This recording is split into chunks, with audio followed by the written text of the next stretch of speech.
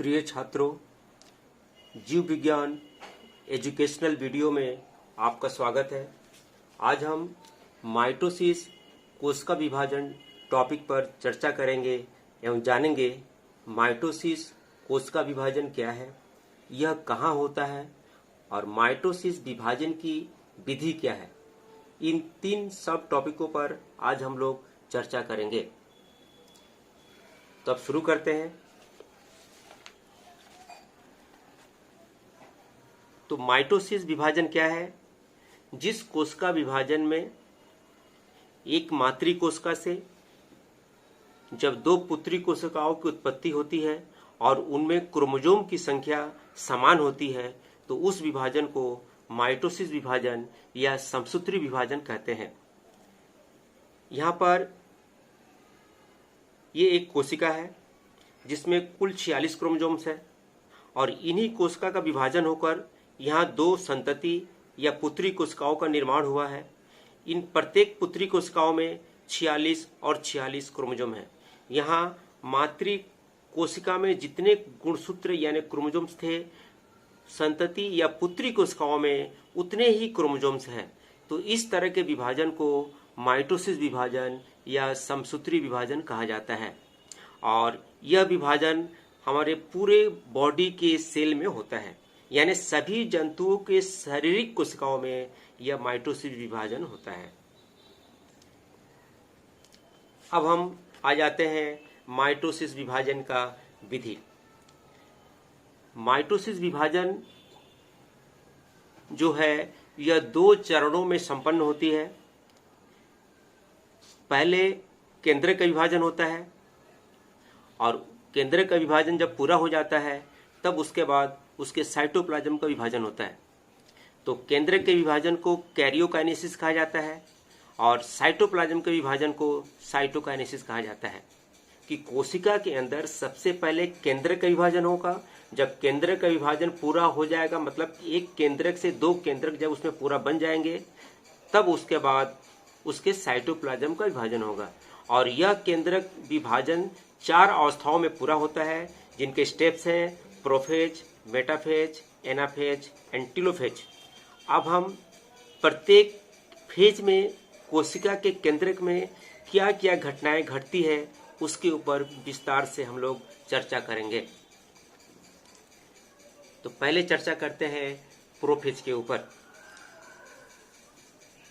Prophase के पहले stage में क्या होता है कि केंद्रक जो है वह विश्राम अवस्था में होता है और उस केंद्रक के अंदर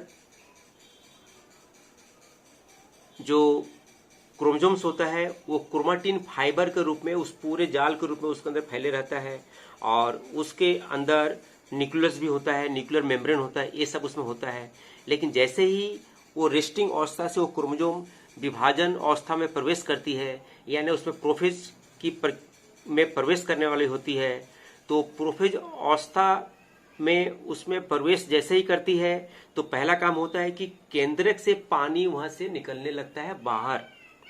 तो केंद्रक से जो पानी जो निकलता है बाहर उसको डिहाइड्रेशन कहा जाता है और इस डिहाइड्रेशन के कारण उस केंद्रक के अंदर जो क्रोमेटिन के तंतु है वो तंतु क्या होते हैं कि कुंडलित होने लगता है, संघनित होने लगते हैं। माने वे क्रोमेटिन के तंतु स्प्रिंग की तरह वे कुंडलित होने लगते हैं और वे और घने होने लगते हैं और इस तरह वे मोटे और छोटे हो जाते हैं। तो उस अवस्था को उसको क्रोमोसोम्स कहते हैं। और ये क्रोमोसोम्स हम जैसे यहाँ चित्र में दिखाया गया कि ये क्रोमोसोम्स हमेशा जोड़े में है और इस चित्र में क्या दर्शाया गया है कि ये क्रोमोसोम में बदल गए हैं और ये क्रोमोसोम में बदल गए हैं और ये जो सेंट्रोसोम है वह सेंट्रियोल में विभाजित हो गया है, जो विपरीत ध्रुव की तरफ एक सेंट्रियोल जाने लगा है। और ये जो क्रोमोसोम की दोनों भुजाएं जो है ये सेंट्रोमियर से युक्त है और ये न्यूक्लियोलस है। ये केंद्रक की झिल्ली है, अभी है लेकिन थोड़ी देर में गायब हो जाएगी। और ये एस्ट्रल से जो किरणें निकलती है, सेंट्रियोल से जो किरणें निकलती है उसको एस्ट्रल किरणें कहते हैं। तो और प्रोफेज में क्या होता है? शुरू में तो प्रोफेज में ये होता है और आगे चलकर प्रोफेज में क्या होता है कि प्रत्येक जो क्रोमोसोम है, ये जो क्रोमोसोम है इस क्रोमोसोम का विभाजन हो जाता है। इस क्रोमोजोम का इसकी भुजाएं, यहाँ से इसकी भुजाएं विभाजित होकर के यह इस तरह ये हो जाती है। मतलब एक क्रोमोजोम था, इस तरह विभाजित हो जाती है। तो यहाँ 2 क्रोमोजोम थे, तो यहाँ पर दोनों क्रोमोजोम के इस तरह विभाजन होने से कितना बन गया, इसमें 4 भुजाएं, इसमें 4 भुजाएं। तो इन विभाजित जो क्रोमोजोम जो भाग है इसके भुजाओं का, उसको क्रोमेटिड कहा जाता है। इसलिए हम कहते हैं कि प्रोफेज में प्रत्येक क्रोमोजोम्स लंबे रूप में विभक्त होकर के 2 क्रोमेटिड का निर्माण करते हैं और ये क्रोमेटिड आपस में सेंट्रोमियर के द्वारा युक्त रहते हैं। और इस प्रोफेज के अंत में ये जो केंद्रक झिल्ली है ये गायब हो जाती है, इसलिए यहाँ पर लुप्त केंद्रक झिल्ली लिखा गया है। अब इस क्रोमोजोम के जो भुजाएं हैं इसको क्रोमेटिड कहा जाता है। मतलब ये पूरा क्रोमोजोम है, लेकिन इसके ये जो पार्ट है, इसका जो अंश है, इसको क्रोमेटिड कहा जाएगा। और ये क्रोमेटिड यहाँ सेंट्रोमियर के द्वारा युक्त है। और एक घटनाएं होती है कि ये जो सेंट्रियोल जो था, वो सेंट्रियोल अपने विपरीत ध्रुव पर पहुंच जाता है। तो ये था प्रोफेज का घटनाएं।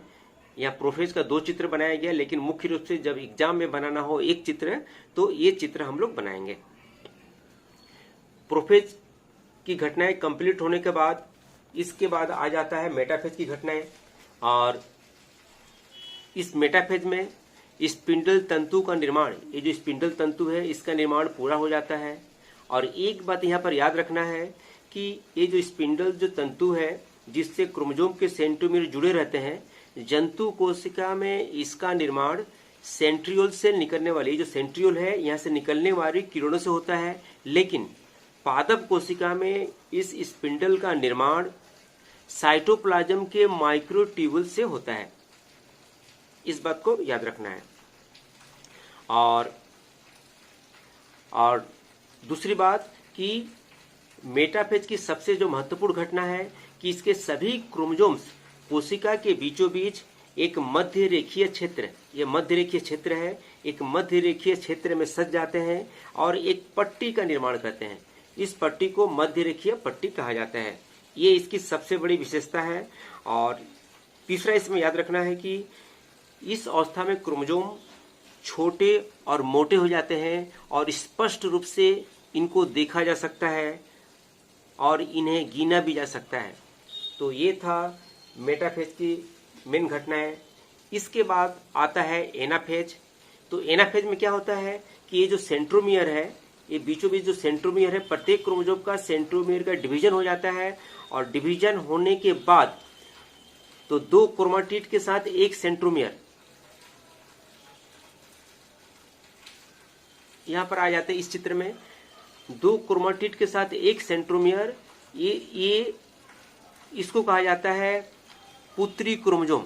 यानी 2 क्रोमेटिड हो गया और एक सेंट्रोमियर, या 2 क्रोमेटिड हो गया एक सेंट्रोमियर। तो इस तरह ये जो 4 क्रोमेटिड एक साथ था, उनके सेंट्रोमियर का विभाजन हो जाता है एनाफेज में। और ये पुत्री क्रोमोजोम दोनों विपरीत ध्रुवों में जाने लगती है। एनाफेज अवस्था में स्पिंडल तंतुओं की लंबाई में संकुचन शुरू हो जाता है, यानी ये सिकुड़ने लगती है। ये स्पिंडल तंतु सिकुड़ने लगती है जो सेंट्रोमियर से युक्त है। और सिकुड़ने से क्या होता है कि ये जो पुत्री जो क्रोमोजोम से यह विपरीत ध्रुवों की तरफ गति करने लगती है। तो क्रोमोजोम के इस गति को क्रोमोजोमीय गति या एनाफेज गति कहते हैं।